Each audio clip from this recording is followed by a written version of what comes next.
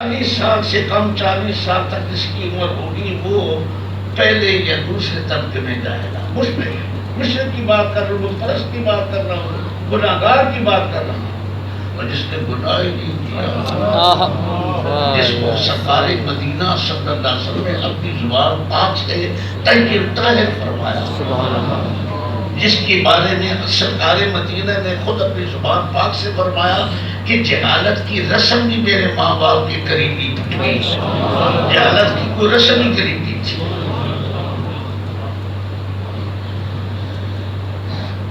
غدیر خم کا مسئلہ ایک علامہ صاحب نے تو یہ بھی کہا ہے, میں نے بہت سارا پڑھا ہے, کہ 500 کے قریب راوی ہے اس حدیث میں.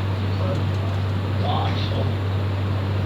ہمارے پاس بہت ساری ایسی حدیث ہے جس کا صرف ایک راوی ہے, جس پر آپ عمل بھی کر رہے ہیں. بلکہ میں کہتا ہوں کہ صلاۃ تراویح کے بارے میں متواتر حدیث دکھاؤ گے. آپ 20 رکعت پڑھیں یا 8 رکعت پڑھیں یا 40 رکعت پڑھیں, لیکن تراویح جماعت کے ساتھ سرکار مدینہ علیہ السلام نے ایک روز بھی نہیں پڑھی. جماعت کے ساتھ ایک روز بھی نہیں پڑھی. سب اہل حدیث سے بھی پوچھ لے, دیوبندیوں سے بھی پوچھ لے, بریلویوں سے بھی پوچھ لے, شیعوں سے بھی پوچھ لے, سب سے پوچھ لے کہ کیا متواتر حدیث سے ثابت ہے جماعت؟ نہیں. یہ خبر واحد ہے, لیکن ثواب فضیلت ہے, امکان ہے, برکت ہے. پوری دنیا میں جماعت کے ساتھ پڑھی جا رہی ہے. سیدنا علی کا ہاتھ دائر پکڑ لیا میرے مالک و مولا. غدیر خم کے مقام, غدیر کہتے ہیں جوہر, عربی زبان میں غدیر ہم پنجابی میں بن کہتے ہیں, اس میں پانی بہت زیادہ ہوتا ہے. وہ پانی کی جگہ تھی. صحابہ کرام, کتنے صحابہ کرام تھے میں یہ نہیں کہہ سکتا, 1,00,000 شاہ یہ کم زائد تھے, لیکن جب یہ خفیف تھا صحابہ کرام کا, مصطفیٰ صلی اللہ علیہ وسلم نے بات فرماتے سیدنا علی کا ہاتھ پکڑ کس طرح, ہذا اخی فی الدنیا والآخرہ, یہ میرا بھائی ہے دنیا اور آخرت میں. سبحان اللہ. من قلت مولا ہو فعلی المولا, جس کا میں آقا ہوں یہ علی بھی اس کا آقا ہے. اس میں ابھی تک شک کر رہے ہیں, جس کا میں آقا ہوں علی بھی. مجھے بھی ایک کہا آپ مولا کائنات کیوں کہتے ہیں؟ میں نے کہا سرکار مدینہ نے فرمایا سبحان اللہ. اس لیے مولا کائنات, سرکار مدینہ علیہ السلام مولا کائنات ہے. رہا اللہ, اللہ تو خالق اور مالک ہے, وہ تو اللہ, وہ تو سرکار مدینہ کا بھی مالک ہے, علی کا بھی مالک ہے. اللہ واجب الوجود ہے, وہ ہر جگہ موجود ہے, اور کوئی واجب الوجود نہیں ہے. واجب الوجود صرف اللہ پاک ہے, اور ہر مقام پر ہے, ہر جگہ موجود ہے, اور نہیں نظر آ رہے. باہر آپ دیکھیے جو اللہ کو منظور ہوتا ہے وہی ہوتا ہے. اللہ کریم جل مجدور میرے دل کو اور آپ کے دل کو ہدایت عطا فرمائے. میں آپ کی طرف سے نہیں کہا, قرآن مجید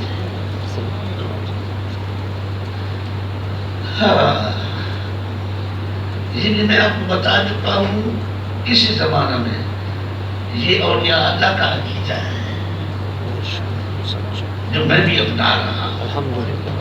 میں ان ولیوں کے پاؤں کی خاک برابر نہیں, لیکن کاملین نے لکھا ہے, انہوں نے اپنی آنکھوں سے دیکھا ہے, وہ دیکھ کے بتاتے ہیں, اللہ ان کو مشاہدہ کراتا ہے. ہاں جی, وہ صرف کتابوں کی روایت پر عقیدہ نہیں رکھتے. سیدنا سیوطی رضی اللہ عنہ میں آپ سن چکے ہیں, اور گزشتہ جمعہ والے بھی میں بات کر چکا ہوں. میرے دل سے اللہ نے مجھے ان کے ساتھ محبت دی ہے, اور ابتدا محبت کی یہ ہوئی کہ میں حضور پر نور صلی اللہ علیہ وسلم کی واقعہ طیبہ طاہرہ کی زیارت کے لیے اب وہاں شریف کیا اور مجھے پتہ چلا کہ انہوں نے 7 رسالے لکھے ہیں سرکار مدینہ کی ماں کی فضیلت پر۔ پھر میں جناب تلاش کیا تو مجھے بتایا گیا کہ جدہ میں ایک شخص ہے، اس کے پاس ہے لیکن وہ بتاتا نہیں کیونکہ یہ کتاب ممنوع ہے، اگر پکڑی جائے تو مکتبہ بھی ضبط اور وہ آدمی بھی جیل ہے۔ ایک بزرگ کے ذریعے میں اس کے پاس گیا، اس نے مجھے وہ رسالہ دیا، حیدرآباد دکن میں تباہ ہوا، وہ الحمدللہ میرے پاس موجود ہے۔ اور اس کے بعد مصر میں جو تباہ ہوا وہ بھی میرے پاس سبحان اللہ۔ اس کے بعد اللہ کے فضل و کرم سے کلمی کتاب جو ہے وہ بھی مجھے نصیب ہو گئی۔ سبحان اللہ۔ ہاں جی،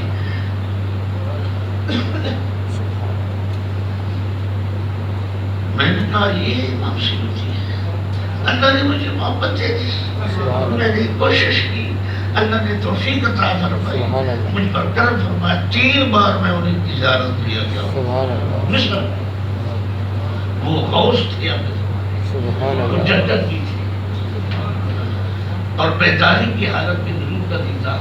سبحان اللہ صلی اللہ علیہ وسلم۔ ایک ولی علامہ صاحب کو کہا کہ میں تیری بات مان نہیں لیتا لیکن مجھے ڈر لگتا ہے کہ میرے اور حضور علیہ السلام کے درمیان پردہ لٹک جائے گا، سرکار مدینہ مجھ سے ناراض ہو جائے گی اور مجھے کوئی پتہ نہیں مجھے کس وقت یاد فرما دے۔ جس وقت میں نہیں چاہتا اس وقت دیدار ہوتا ہے۔ اور اس علامہ نے کہا کہ بادشاہ کے پاس میرا سفارش کرو، فرمایا میں بادشاہ کے قلب کو دیکھوں گا جب حضور علیہ السلام مجھ سے ناراض ہو جائے۔ پہچانو، کیا بات ہے، ولیوں کو پہچانو، یہ وہ ولی تھے۔ اور انہوں نے فرمایا کہ میں اس وقت تک 80 مرتبہ حضور کا دیدار میں جاری ہے۔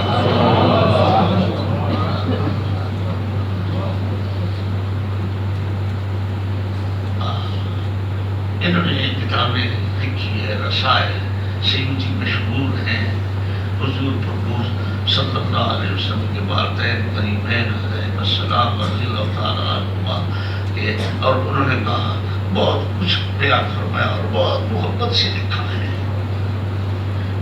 برادران اسلام، میں جو عرض کر رہا ہوں اللہ پاک کی بارگاہ میں اللہ قبول فرمائے، میری غلطی سے درگزر فرمائے، مجھے معاف کر دے، میرا خاتمہ محمد رسول اللہ کی محبت پر کرے۔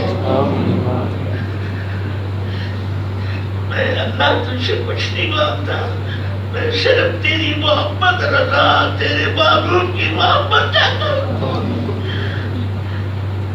مجھے معاف کر دے۔ اس ماہ نمر کی برکت سے اہل بیت اطہار صحابہ کرام کی برکت سے، صحابہ کرام سرکار مدینہ کی مرید ہیں، ہمارے سب کے تاج ہیں۔ اللہ کریم فرماتے ہیں وَمَن يُؤْمِن بِاللَّهِ يَهْدِ قَلْبَهُ،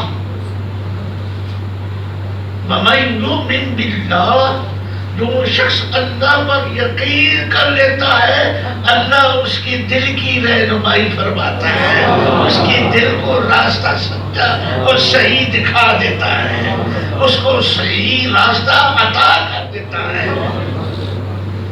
اہدنا الصراط المستقیم، زبان سے دل سے پڑھیں، یہ دل والے لوگ ہیں برادر، اور آپ کو یقین کر لینا چاہیے کہ میرے دل میں بھی اور آپ کے دل میں بھی 2 آنکھیں ہیں سبحان اللہ جو بند ہیں۔ وہ آنکھیں بالکل بند ہیں، ہماری آنکھ تو بس اس کو بصر کہتے ہیں، دل والی آنکھ کو بصیرت کہتے ہیں، قرآن مجید سے ثابت ہے۔ میں اب وقت نہیں، میں آیت مبارکہ پڑھ کے سنا دیتا ہوں۔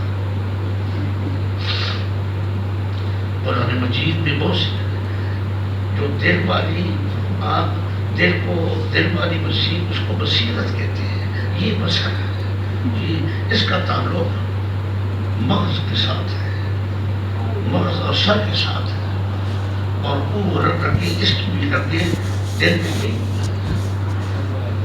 جس کے آنکھ کے اندر حیا ہے اس کے دل کے اندر خوف ہے. اللہ پاک کا خوف اور اللہ تعالیٰ کی محبت دونوں جس دل کے اندر ہیں وہ اہل معرفت کی چیز ہے. اس کو اللہ نے معرفت عطا کی ہے. سید کائنات علیہ السلام کا سارا قلب انور اثر وہ ساری عمر بن جاتی تھی. آپ جانتے ہیں، آپ نے بڑا سنا ہے کہ آپ صلی اللہ علیہ وسلم فرماتے ہیں جس طرح میں سامنے کی چیز کو دیکھتا ہوں اس طرح میں پیچھے والوں کو دیکھتا ہوں. لہذا تمہارا خشوع خضوع رکوع سجود مجھ پر مخفی نہیں ہے. خشوع خضوع سے کام لو. جس طرح میں سامنے والے کو دیکھتا ہوں سارے پیچھے جو کھڑے ہوتے ہیں یہ سارے میں سب کے حالات کو دیکھتا ہوں. اور اسی طریقے سے آپ نے فرمایا کہ اس دیوار کے اندر سے میں جنت کو دیکھتا ہوں. سبحان اللہ. یہ کس کو سکھایا؟ صحابہ کرام. صحابہ کرام میں سے جس کسی کو حضور کے ہے صرف حضور کے پانچ علم نہیں ہوتے کسی کے پاس.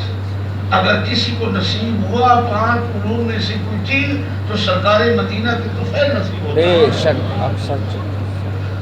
فرمان من عرض هذه الحائط، میں یہاں سے جنت اور عرش معلیٰ کو سب کچھ دیکھ رہا ہوں اس دیوار کے درمیان سے. پھر صحابہ کرام میں سے جس کو یہ مقام نصیب ہوا تو انہوں نے بھی دیکھ لیا. برادران اسلام ہے، اب ٹائم ختم ہو رہا ہے. یہ سادے مشاہدہ تھے. آپ ایک بات کو سامنے رکھ کے تو اختلاف نہ کریے. اختلافات بہت ہیں، پہلے دن سے چلے آ رہے ہیں. اور آپ جانتے ہیں کہ 73-72 فرقہ ہوگا، ایک ناجی ہوگا، باقی سارے جہنم میں ہوں گے. یہ کیوں پڑھتے ہیں؟ یہ کون ہیں؟ یہ نماز بھی پڑھتے ہیں، یہ روزہ بھی رکھتے ہیں، یہ قرآن مجید کی تلاوت بھی کرتے ہیں. بلکہ خوارج اور ناصبی جو اہل بیت کے دشمن ہیں ان کی یہی اشارہ ہے کہ یہ قرآن مجید بہت پڑھتے ہیں. کیا فائدہ؟ اور میں کہہ چکا ہوں کہ چپے چپے پر شیطان نے سجدہ کیا، اس کے سجدے کا کیا فائدہ اس کو؟ اس لیے کہ وہ ازلی کافر تھا، ازلی منافق تھا. سیدنا عبداللہ بن عباس رضی اللہ تعالی عنہ، سیدنا عباس، یہ بھی بڑی عجیب و غریب بات سناتا ہوں کہ سیدنا عباس نے اپنا ایمان چھپائے رکھا. سبحان اللہ. بہت زمانہ. کس کے لیے؟ سرکار مدینہ کی خدمت کے لیے. سبحان اللہ. کفار شبے میں پڑ رہے کہ یہ تو ہمارا آدمی ہے. سرکار مدینہ سے خدمت کرتے رہے. سیدنا عباس کے بیٹے سیدنا عبداللہ یہ قرآن مجید کے سب سے زیادہ ماہر تھے. صحابہ کرام رضوان اللہ علیہ اجمعین کا اتفاق ہے اس بات پر کہ یہ ترجمان القرآن ہے. سرکار مدینہ صلی اللہ علیہ وسلم کے ترجمان صرف سیدنا عبداللہ ہے. وہ ترجمان جب تھے اور ترجمان کا رتبہ حاصل کر لیا تو 14 سال عمر تھی. سبحان اللہ. میرے مالک و مولا علیہ السلام اس دنیا کو چھوڑ کے چلے گئے. 14 سال آپ کی عمر تھی سیدنا عبداللہ بن عباس کی. عبداللہ بن عباس گئے، دوپہر کا ٹائم تھا، سارے تلاوت کر رہے تھے. کون؟ خوارج، سیدنا علی کے مخالف تلاوت کر رہے تھے. جب آپ داخل ہوئے تو سارے کھڑے ہو گئے. اوہ حضور پر نور کی چچا کے بیٹا آ گئے، مرحبا مرحبا. سرکار مدینہ صلی اللہ علیہ وسلم کے چچا کے بیٹا آ گئے. تو فرمایا میں سرکار مدینہ کے چچا کا بیٹا ہوں. تو علی المرتضیٰ حضور کے چچا کے بیٹے تو علی المرتضیٰ کو اسلام سے کیوں خارج کرتے ہو؟ کیا ہو گیا تم کو؟ یہ پتہ ہے آپ کو سیدنا علی کو انہوں نے کہا کہ یہ اسلام کا مخالف ہے، قرآن کا مخالف ہے. آپ نے سب سے پہلے یہ فرمایا کہ سن، قرآن مجید علی المرتضیٰ کے گھر میں تک نازل ہوا، تمہارے کسی کے گھر میں نازل نہیں ہوا. اور اب سوال کرو کہ آپ کس وجہ سے تم کو اسلام سے خارج کرو. انہوں نے سوال کیے، ان کے حضرت عبداللہ نے جواب دیے، 3000 نے توبہ کر لی اور باقیوں نے لڑائی کی. ظلمت ہے، ظلمت. ان باتوں میں نہ جاؤ، میں بھی نہیں جاتا، میں صرف تم کو سنا رہا ہوں. اللہ مجھ سے راضی رہے، سرکار مدینہ بھی راضی ہو جائے. ہاں جی، میں تو پڑھتا ہوں اللہم صلی علی سیدنا محمد خیر البریت صلاۃ ترضیک و ترضیہ و ترضی بہا عنا یا ارحم الراحمین. ایسا درود نازل کر اے اللہ سرکار مدینہ پر، ایسا درود نازل فرما جس سے تو بھی راضی ہو جائے، سرکار مدینہ بھی راضی ہو جائے، اور میرا پڑھنا بھی تو یہ پسند آئے. اللہ غلطیوں سے درگزر کرے، غلطیوں سے درگزر. رب کریم فرماتے ہیں وَمَنْ بِلَا یہاں سے مراد زبانی کلمہ نہیں ہے، اور دل جب تک نہ پڑے گا کچھ بھی فائدہ نہیں. ہاں جی، کلمہ زبان سے جو پڑھے آپ اس کو مسلمانوں میں شمار کریں گے، اس پر تلوار نہیں اٹھائیں گے، اس کو اذیت نہیں دیں گے، اس کو مسلمانوں میں شمار کریں گے، خواہ اندر سے منافق ہی کیوں نہ ہو. لیکن حقیقت کی میں بات کر رہا ہوں، حقیقتی بات یہ ہے کہ جس کے دل نے کلمہ پڑھ لیا وہ جنت کا مستحق ہے. اور قابلین نے لکھا ہے کہ دنیا میں کلمہ پڑھتا رہے گا مگر یقین حاصل نہیں ہوگا، دل نہیں پڑے گا. لیکن حضور پر نور صلی اللہ علیہ وسلم نے فرمایا من کان آخر کلامہ لا الہ الا اللہ فقد دخل الجنہ. جو شخص آخر لمحات میں، اپنی زندگی کی آخر لمحات میں لا الہ الا اللہ سیدنا محمد رسول اللہ پڑھے گا تو وہ یقیناً جنتی ہے. یقیناً جنتی ہے. وہ کہتے ہیں وجہ اس کی یہ ہے کہ سکرات موت داخل ہو چکی ہے، موت کی سختی داخل ہو چکی ہے. سانس انگوٹھوں سے اور انگلیوں سے نکلتا نکلتا یہاں پہنچ جاتا ہے. جس وقت یہاں پہنچتا ہے اس وقت انگلیاں ٹیڑھی ہو جاتی ہیں، ناک لمبا ہو جاتا ہے، ٹیڑھا ہو جاتا ہے. آیا خرشی ابھی دل میں داخل نہیں ہوا، دل میں داخل ہونے والا ہے، سانس نکل رہا ہے، روح اور وہاں جب اللہ روح کو صاف کر دے، آمین منور کر دے، آمین آمین آمین نمبر آمین. روح آقا بار روح نکل رہا ہے. جب دل کے قریب پہنچتا ہے تو اس وقت انگلیاں کھڑی ہو جاتی ہیں. یہ عائشہ صدیقہ رضی اللہ تعالیٰ عنہ. تو اس وقت چونکہ فرشتے پاس بیٹھے ہوتے ہیں اور آدمی جو مرنے والا ہے کھاتے کئی گناہگار جو مرنے والا اس کی نگاہ آسمانوں کے اندر داخل. سبحان اللہ. آسمان کے اندر اس کی نگاہ چلی جاتی ہے عرش کو اللہ کی طرف. پردہ اٹھ جاتا ہے نا. قرآن مجید کی آیتیں ہیں، میں نہیں پڑھ رہا، انشاءاللہ زندگی رہی اللہ نے چاہا تو کس وقت سنا دوں گا. قرآن مجید سے ثابت ہے، سورہ قاف کو پڑھ لے، اس کے اندر فرشتے پاس بیٹھے ہوتے ہیں. ان فرشتوں کی برکت سے اس کی آنکھیں دل کی کھل جاتی ہے. تو اس حالت میں جب پڑھتا ہے کلمہ طیبہ تو وہ دل سے سبحان اللہ. سارے ولی کہتے ہیں اس حالت میں جب کلمہ شریف پڑھتا ہے تو وہ دل سے پڑھتا ہے. اس لیے سرکار مدینہ صلی اللہ علیہ وسلم من کان آخر کلامہ لا الہ الا اللہ فقد دخل الجنہ، آخر لمحہ میں جو یہ پڑھے. لیکن برادران اسلام بات کو ختم کرتا ہوں، زیادہ ٹائم دے دیا. یہ وہ ہے مگر میں اس قابل نہیں، لیکن چاہتا ہوں اپنے لیے آپ میں سے بھی جو پیارا وہ یہ ہے کہ جس نے حضور پر نور صلی اللہ علیہ وسلم کا دیدار بحالت خواب کیا ہے، بحالت خواب کیا ہے،